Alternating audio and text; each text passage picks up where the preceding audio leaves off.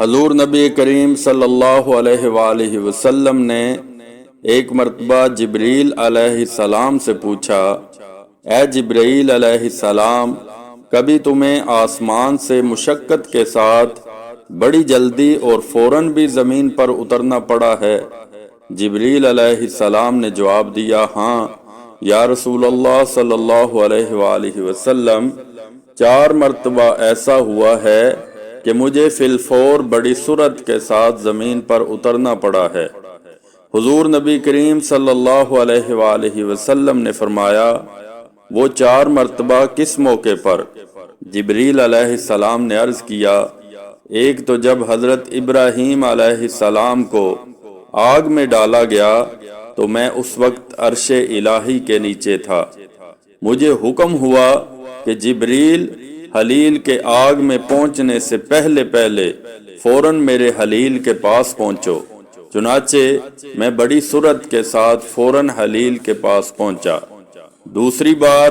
جب حضرت اسماعیل علیہ السلام کی گردن اطہر پر چھری رکھ دی گئی تو مجھے حکم ہوا کہ چھری چلنے سے پہلے ہی زمین پر پہنچوں اور چھری کو الٹا دوں۔ چنانچہ میں چھری چلنے سے پہلے ہی زمین پر پہنچ گیا اور چھری کو چلنے نہ دیا۔ تیسری مرتبہ جب حضرت یوسف علیہ السلام کو کنویں کی تہہ تک پہنچنے سے پہلے زمین پر پہنچوں اور کنویں سے ایک پتھر نکال کر حضرت یوسف علیہ السلام کو اس پتھر پر بآرام بٹھا دوں، چنانچہ میں نے ایسا ہی کیا۔ اور چوتھی مرتبہ یا رسول اللہ صلی اللہ علیہ وآلہ وسلم، جبکہ کافروں نے حضور صلی اللہ علیہ وآلہ وسلم کا دندان مبارک شہید کیا تو مجھے حکم الہی ہوا کہ میں فوراً زمین پر پہنچوں اور حضور صلی اللہ علیہ وآلہ وسلم کے دندان مبارک کا خون زمین پر نہ گرنے دوں، اور زمین پر گرنے سے پہلے ہی میں وہ خون مبارک اپنے ہاتھوں میں لے لوں۔